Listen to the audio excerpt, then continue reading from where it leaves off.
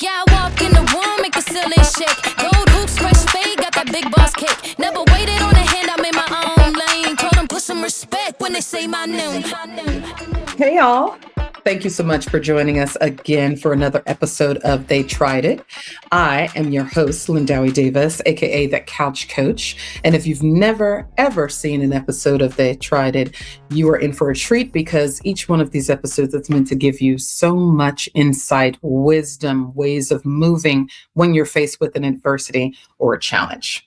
With that being said, They Tried It, of course, is a cultural colloquial term. Sometimes you may hear it as you tried to play me. Sometimes she tried it, whatever the thing may be within that realm. But They Tried It is really focused on how you came out of an adversity or challenge within the workspace and how you are thriving now, and so much further than how people tried to place you in said box when they were, as I like to call, messing with you. And with that, I always will have some lovely guests on the show. Many of them have their own adversities and challenges that they've worked through. Some of them are coaches, some of them are advocates, et cetera, et cetera. But the whole point is to ensure that you, the person that's watching, knows that you are not an island or on an island by yourself. And with that, we've got a lovely guest today. Deb, talk to us a little bit about you. Make sure you tell us how to pronounce your last name, and we'll jump into some of your origin story. Yeah, my last name's Falzoi, just to put that out there. I have been in the workplace abuse advocacy space for years now, after my own personal situation with it. I think that's my big adversity story that has when I look back at it, has kind of shaped the arc of my life, and how, in terms of how I've related to power, how I've been taught to relate to power, and in some ways specific to, how I was raised, but also just how we've all been taught to relate to power. And having gone through that to, really understand how the system, how the people in power have designed the system to keep themselves in power and others out of it. Yeah. And how that's really shaped the work that I've done in advocacy ever since then. My background is in marketing. Also, I've just recently made a career switch into social work. Okay. So that both of those things have really, actually went into marketing with more of an interest in marketing, not products, but ideas, and a social justice lens to what I would do with that. I feel like, over the course of the last 15 years or so, I've really gotten a chance to focus on using that. So it's a little bit of my background. Absolutely. Talk to us. I'm so glad you gave that, but talk to us a little bit about how you moved into wanting to be this advocate when it comes to workplace abuse. What were some of the things and roles that you held beforehand before you got to this place? Yeah. So my first job out of college was in publishing, and I had the best boss I have ever had. One of the best bosses. And I think she really set the tone for just how we should be treated at work. I would hear people around, it was a larger company. I would hear people around the office say, your boss just is saying all these great things. I just felt really supported by her. And after that, every boss I think I've had has either been downright abusive, with some exceptions, luckily in a very nurturing and healthy environment now. I've been in a lot of situations where, I remember in one job, there was if people look the part, they're awarded all of these, titles and decision-making abilities, and all, they weren't necessarily good managers. In fact, a lot of times they weren't. Yeah. They were, tall white men. And so they got into these roles that they weren't necessarily qualified for, or certainly didn't seem to care about having a nurturing relationship with their subordinates. So Absolutely. those are kind of the patterns I've seen. Of course, I've been in a lot of industries that are notorious for being abusive. Some of the most caring industries, like education, I haven't been in healthcare, but I've been in nonprofits, Yeah. government, areas where, people get into them to make an impact and to help other people. And they are just, all it takes is one bully to come in who understands that people want to make an impact, and they or we are just blindsided by their need for power and control. So Yeah. I think of my specific bullying situation as this one, case in 2007 where I worked in higher education in Boston at a very large university. Yeah. But I've seen that was sort of when I was, had an awareness of what workplace abuse is. Mm-hmm. I didn't have as big situations after that, but I could see how abuse was playing out, or how the structures were reinforcing themselves through positive Mm-hmm. stereotypes and negative stereotypes. So, I'm happy to like share that one abuse story. And Yeah, for sure.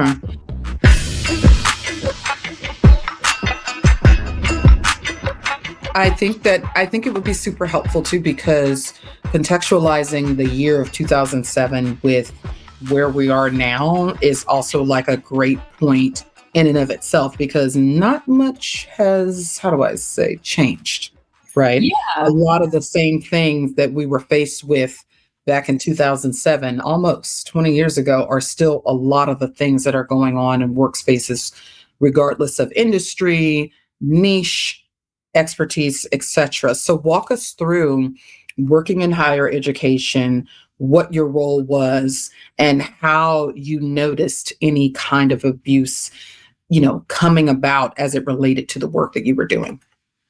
yeah. So I was in a school at this university in a communications role. I loved it for like the first 6 months or so. I Mhm. reported to one assistant associate dean, but I had one project with another one. So I Okay. essentially, in some ways, reported to two different assistant or associate deans. And I felt really appreciated and valued for the first 6 months. I was getting Mhm. positive feedback from professors. My job was essentially to find out what professors were working on and then try to get that out through different, publication channels, also like boost Mhm. enrollment, or helping out with, boosting attendance at open houses and things like that. Yeah. Essentially like a marketing communications role. And Mhm. so about 6 months into the job, this woman who was above me, but not my boss on paper, she oversaw the website. We were redoing our website, and that's what I was most excited to work on. It came from a web background, more so the user experience and the design part, and not necessarily like the programming side of things. Uh, Mhm. but I worked on relaunching the website, and she didn't have experience in it, but I could tell that things were starting to go south when she removed that project from me. She's going to Mhm. it over to a graduate student who initially she presented it as, oh, I'm going to get you help. We're going to connect you with this grad student. And then all of a sudden, she was like taking over, and I was being removed from the project without like sitting me down and saying like anything negative about my job performance. So it Mhm. be really confusing. I didn't exactly know that it was malicious Yeah. until it started escalating. She started an advisory group for the website that she presented as, just advisory Mhm. until like the rules would just sort of switch without any communication. Kind of to back up, as she started doing this and I pushed back at it and things didn't change, I ended up, and then I also would find out she would like gossip about me and other people. Okay, so she was planting seeds, basically. Yeah. So I Okay. ended up reporting this behavior to the head dean of the school, who was an interim dean. And he just kind of blew it off. He was like, oh, it'll work itself out. It was clear that he wasn't going to do anything about it. And then I found out that other people were having problems with this woman, Mm. and reporting her. And there were about six of us. I came to find out at the end, but I didn't realize this as it was happening. I just maybe knew of like one other person who we would commiserate about our Mhm. situations, but I'd start to hear about other people. And I'd start to hear that other people were reporting her and nothing was Mhm. being done. Okay. And so, I eventually went to HR. they, they listened to me, but eventually in the discussion with HR, the woman would say things like, well, how do you think that she feels that you're reporting her? And I felt very unheard by the Yeah, conversation. It became obvious that they were going to do whatever they could to side with management and not absolutely. about this woman. Well, and the harmful thing there was also the fact that they are trying to reverse acknowledge the person that's absolutely the aggressor in the situation versus acknowledging the person that is being caused this harm. And now you have a toxic work environment in and of itself, all within a single conversation.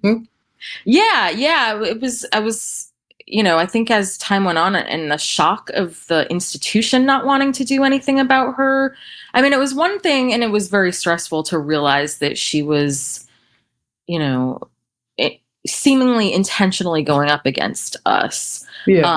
But the fact that the institution didn't care was really the scary part for me. Hmm. Now that I know what I know, I feel like I was a bit naive, but I would go into work every day for weeks thinking, is today the day she's going to say something to get me fired? I Yeah. go to have sleepless nights. It was affecting my relationships. And so after I reported her, I remember sitting down with the three assistant associate deans and them saying like, things will change. She was one of them and she apologized to me. And I thought like, okay, me speaking up was helpful. And within a few weeks, she retaliated against me. She gave me a written warning saying that I swapped out a news story on the homepage of the website without the permission of this like advisory group. And I was like, what? Like, this is the process we've ever been following. I knew at that point that she was just out to get me. And I just Yeah. at that point said, I'm not working with her anymore. I'm not working on this project. I'm not working with her. And it was just a matter of time before, at that point I was checked out. I was like, I just need to find another job. And I found one. And the person that I was still connected with had told me that within a couple of months, she was specifically let go. We had an replacement. The interim dean was replaced. And I, before I left, told him in a letter what was going on. I told the provost's office what was going on. Yeah. But, this was over the course of, I think it was in that job for about a year. And so from the time I started to, the 6 months in, there was about 6 months left of me just being in this toxic situation, Hmm. nothing being done about it. In fact, every time something wasn't done about it, I was feeling re-traumatized. So, luckily I left, and I did feel like because other people were experiencing toxicity from her that I would be very prone to internalizing it. In fact, I remember in this situation, if I just work harder, if I just dot my I's and cross my T's more, like then she'll stop this. Then I'll have her approval, then I'll have her trust. And it actually just kind of inflamed her. Like she, knowing what I know now, it probably triggered some of her insecurities, and that's Absolutely. the target. And so, I remember, I don't want to disclose my age, but I was in my mid 30s at the time. And I was like, she could just completely derail my career in a lot of ways if she wanted to. I mean, if she did fire me, it would have taken me, some time to like mentally, emotionally recover from that. And, Absolutely. and then I would have had to find another job and trying to explain that gap. And all because of this one woman's insecurity and the institution's inability or unwillingness to do anything about it. So Yeah. I connected, I was like, I can't believe that this is, I mean, in hindsight, I should have been able to believe that this was legal, but I was like, this is not acceptable that people can be allowed to do this and Hmm. get away with it. I mean, one woman who I worked with was the subject of so much of this assistant dean's gossip that she was taken out in an ambulance, a stretcher one day because Right. stress was just so overwhelming. And I was like, this is not okay for people to be treated like this. So I went to, I didn't even know what to call it at the time. Mhm. I don't know how I stumbled upon the term workplace bullying, but I did, and I connected with a professor in Boston who had done a lot of research around this issue, had drafted a bill that I'm trying to remember if it was introduced. I think that our group was the first to like introduce it, and we introduced it in the middle of the legislative session. Yeah. And I was like, okay, well, I have zero political experience, but I can take my marketing background and web design background and try to build awareness around this issue and try to build a base of advocates, who've been through this, who support it. And as I did that, I realized just how many people are experiencing this, but how few people don't talk about it. Oh, that's the big point right there.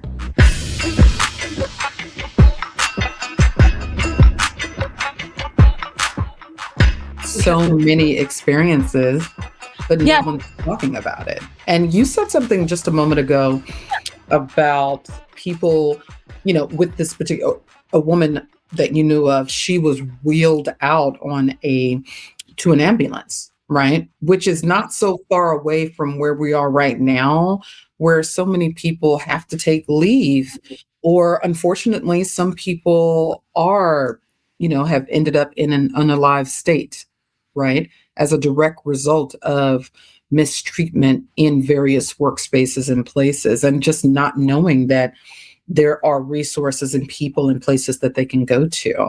But I wanted to call that out because it's such a great point. Yeah, it is. It was, as I over the years have just kept digging into this issue, and there's such a playbook around it, but there's also the neuroscience around it that says, when we feel trapped in these situations, because, when you're going to, my experience was just such a textbook experience where, we have this bad behavior from a boss or any worker.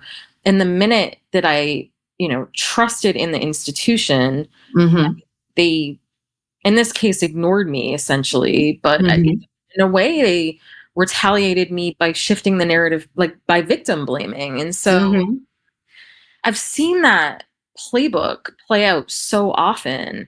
Yeah. And when we're in those situations, it is so easy to feel trapped in suicidal thoughts. And, I've seen this, I've just heard hundreds of stories in my advocacy over the years. People, and especially, I was like, this is my experience as a white woman. This is, all of the 6 of us were white women. I'm like, what is a Black woman's experience at work? Oh, man. Or a Latina, or, I at least have white privilege, but what happens when that's taken away? And it just, looking at the history of anti-discrimination law and how watered down that got, especially during the Reagan era, pushed back to the civil rights movement. And absolutely, what you were saying is, there's just been so little progress, or the progress that does get made just gets shifted in a different area. Into something else. Almost like let me move the potatoes around on my dinner plate. They're still there, but I'm not really doing anything with it. And to your point, it's very much this behavior over and over again, because systems that are rotting from within, they're going to continue to rot within, because the people that are supporting those systems are also rotting and they haven't learned anything. They haven't been up-leveled in their own cultural competency, which I always say is an actual thing that people should be studying. But the behavior about all of these things, whether it's on the neuroscience side, most definitely when it comes to emotional intelligence or just social intelligence as an umbrella, these are the things that we really should be trying to lean into a little bit more, outside of knowing that racial and systemic systems are in place. Discrimination is a real thing, silencing people in the workplace so that people can continue to do harmful things. I just wonder, for you in this situation, was it an instinctive thing for you to say, you know what? These people may think that they have my livelihood, in their hands, but I have my livelihood in my hands. Do you think that that was a thought that crossed your mind at that time? And did you know that there was a process that could have taken you over to having an attorney at that time? Or were you just thinking, I'll just file the complaint or bring this up, and with the hopes, to your point, that something is actually going to be done? Yeah, actually, from a legal perspective, I just assumed because the perpetrator is a woman, and Mm-hmm. because the rest of us were women, that I didn't have much of a leg to stand on from a sexism standpoint with discrimination. I remember talking to a lawyer, a coworker, and I went to like go visit with an Mm-hmm. employment attorney, and him saying, this behavior isn't illegal just from a bullying perspective. I Right. don't know if we really communicated the sexist aspect of it. I've since learned Mm-hmm. after talking to the Massachusetts Commission Against Discrimination that this could have been a sexism claim. Yeah. But I also remember at the time, once I realized that the institution was not going to be on my side, I was like, there is nothing left for me in this job. I Mm-hmm. completely checked out. I did like maybe the baseline of work, but Yeah. I was not going above and beyond for these people. If they're not going to care about me, I'm not going to care about doing a good job here anymore. And so I think at that point I realized that even if I could have sued, I Mm-hmm. didn't want to like give any more energy to like a structure that just was up, like it was a David versus Goliath situation where like Absolutely. they have the narrative, their narrative, they have way more resources than I do. They've already been spinning things in a way that favors them. And if at every turn I've made no progress, what made me think that it wouldn't be the same in a legal battle? Like Right. I just wanted to kind of reset my life in a way and just like look forward and not look back, or Mm-hmm. I don't know how to phrase it, but I didn't want to look back at them, but I wanted to like look back at the structure of like, because I knew this was happening to other people, and I was like, if this is happening in this situation, this has to be happening with hundreds, if not thousands, of other people. And then when I just Absolutely.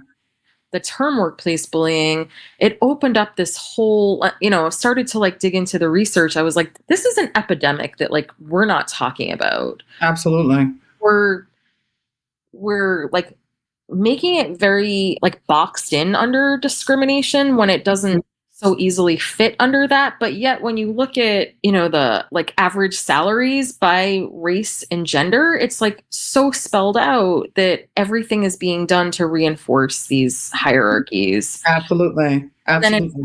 in looking at the research, there was this book that I talk about all the time called Rights on Trial, where Mm.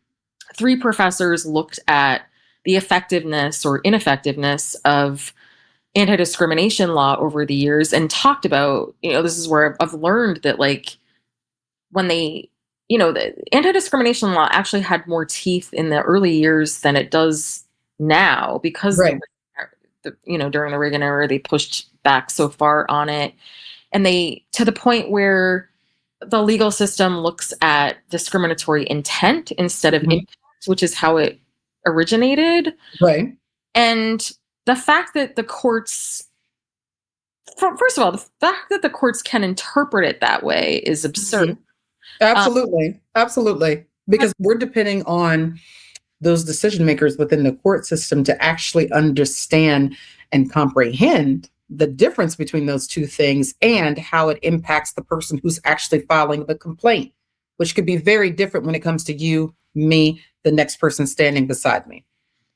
yeah, and to like have to prove anyone's intent. I mean, in most situations, they could just say, "Well, that wasn't my intent," and Or I was having a bad day. yeah, and so it just completely rids them of any damage they've caused, any negligence, even. I mean, till like it just ignores the harms that have been created from it. And so once I Absolutely. realized that, I was like, we have to fight against this. We have to like expose what is truly happening and this very strong overlap with discrimination, even if we can't prove the discriminatory aspect. And in fact, in my years in the workplace anti-bullying, anti-abuse space, I found these exact hierarchies being recreated. In some situations was kind of treated like an emotional woman for standing up to, or just speaking up about, some negligent processes that were happening. And Right. it was for email, so no one could see my tone. And I didn't feel like I was conveying a tone or even feeling a certain, I wasn't feeling like emotional about it. So, Mhm. eventually I went out to create my own with a couple of other people, create my own organization about 3 years ago, because I was like, we're not gonna handle this perfectly, but if we don't try to have our organization internally safe and Yeah. at least try to walk the talk and make it safer than your average, workplace or even group work, volunteer group situation, then there then we're no better than some of these toxic organizations. Um, Absolutely. I also wanted to like tweak the bill language so it wasn't, the employers are going to find whatever loopholes they can because that's what they've always done. So, Absolutely. trying to plug up some of the loopholes in other bills that have been written. And I think at every turn, it's really been like, what are we missing from what we're doing and how can we change that? And most of it has been just how can we change people's perceptions? I follow this woman who is a former Fortune 500 HR professional who just Mhm. her name's Liz Ryan, and online on social media, she is so direct about how these systems work against us, Yep. from, the way performance improvement plans are used to Mhm. even annual performance reviews, all these like tools that are used to reinforce power. I could go on, non-disclosure agreements, all these tools that are used to silence people, to subjectively define people along positive and negative stereotypes that just Mhm. reinforce this whole system. Yeah, for sure. Until we get at it from a legal perspective, even though, the legal system is so, for lack of like, corrupt, basically.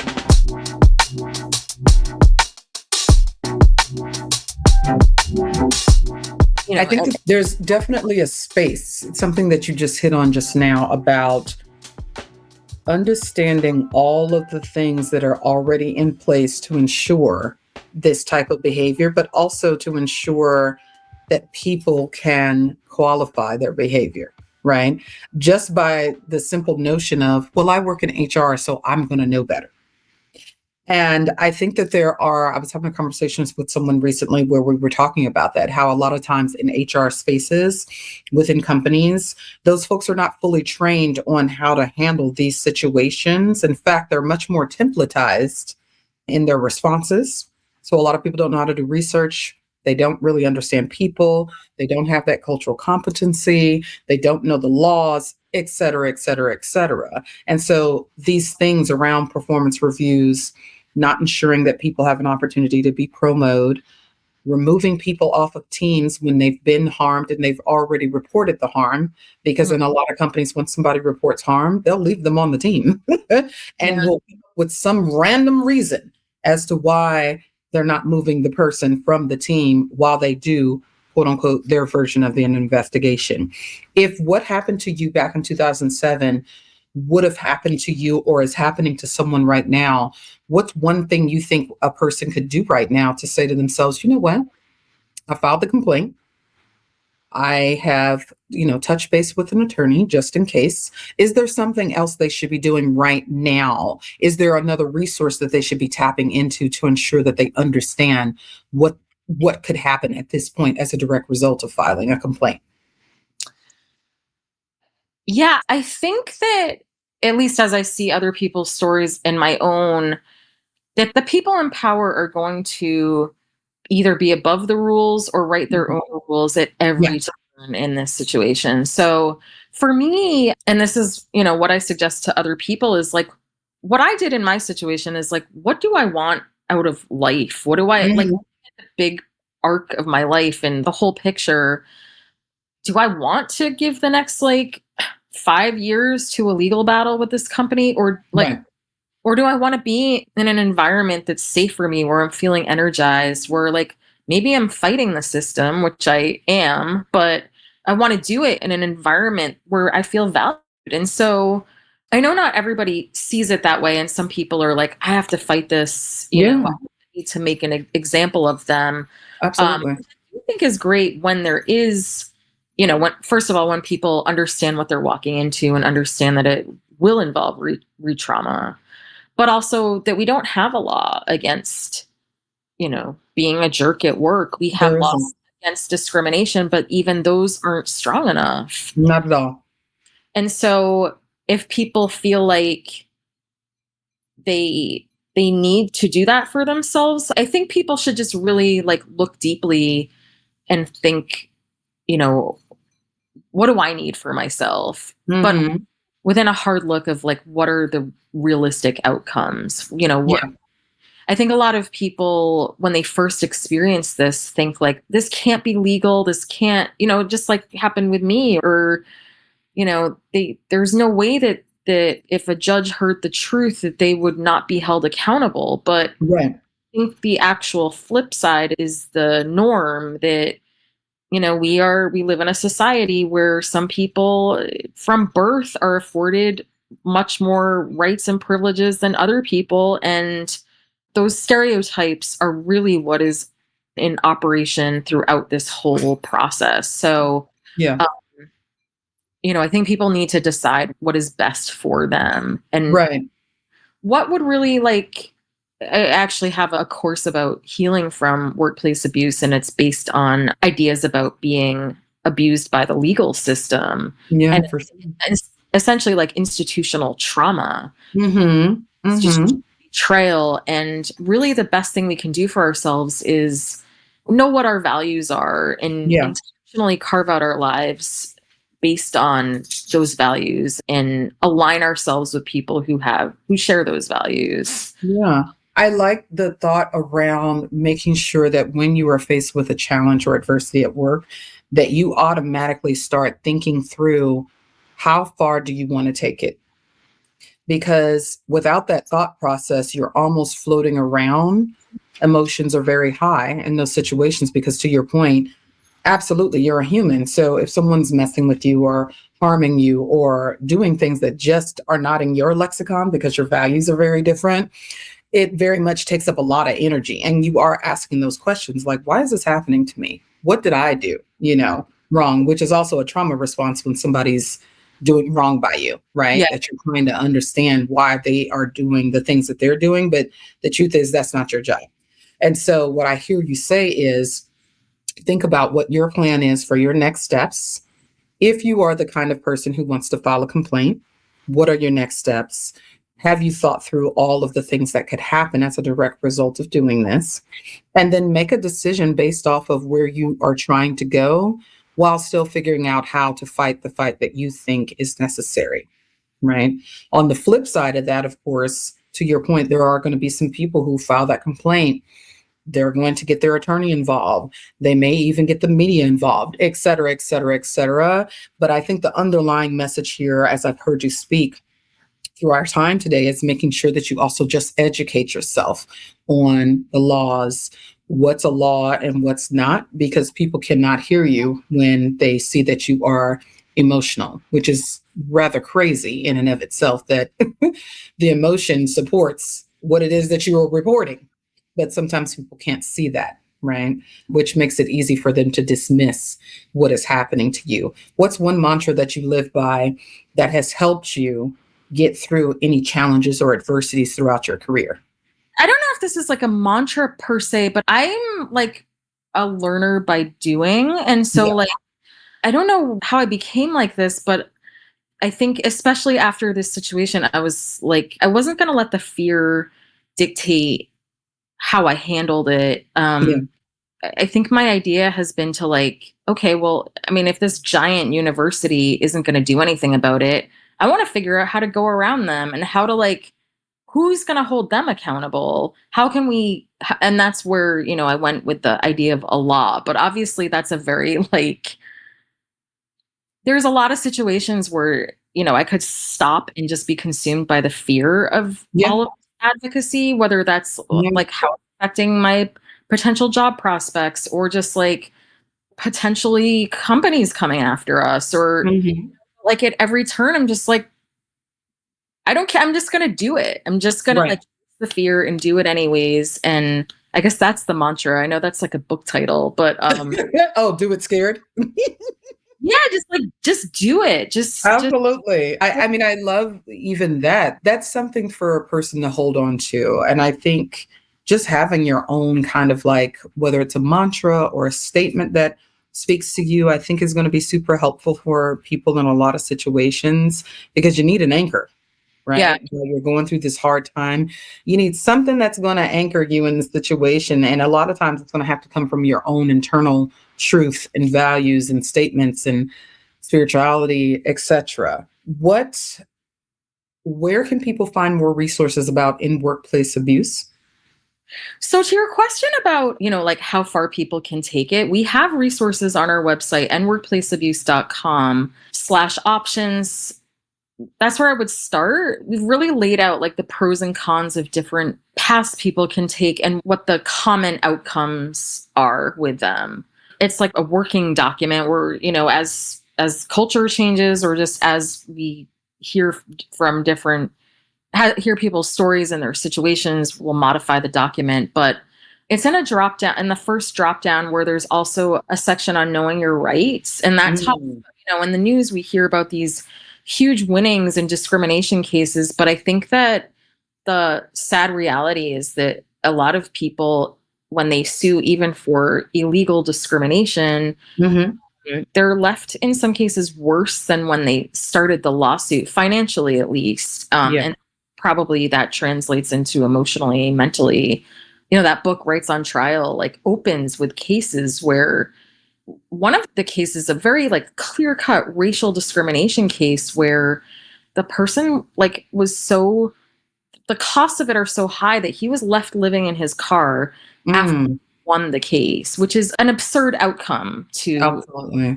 So I think that going to those 2 pages, if you're thinking about next steps in this situation, Yeah. would be important to just like know what you're up against, know how the system works Yeah. in terms of figuring out how you're going to navigate it. Yeah. And And then there's also a lot of advocacy resources, and we're launching ways to connect with each other as a way to heal from the trauma, the disconnect. Mhm. But Love also, that. also Love I- that. individual and group coaching through dignitytogether.org. It's a Okay. separate thing, but all different ways to really like help people detach from what's happening from them and understand that this is in so many ways a system problem and not an Yeah. individual problem. And yet when this happens to us, the first thing we go to is, what did I do wrong? How do I correct this? And, how do I build trust again? And it's really, this system is designed to keep us down. Yeah. The people in Yeah. power are designing it to keep us down. And so I think nworkplaceabuse.com and dignitytogether.org have a bunch of resources for people. So. Thank you for that. I want everyone to check out these sources because there's just a slew of information.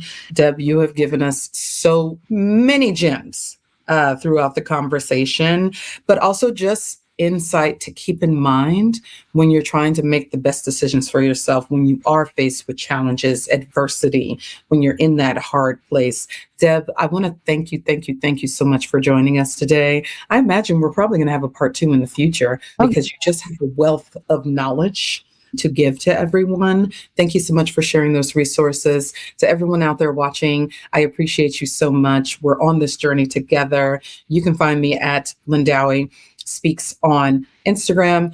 Feel free to subscribe to the channel on YouTube, and the podcast can be found on all podcast channels as well. Cheers to all of you. Enjoy your time and just continue to believe in yourself. You deserve that. Cheers. Never gonna stop. No cosign needed, I've been self-made. If you cut from my cloth, that's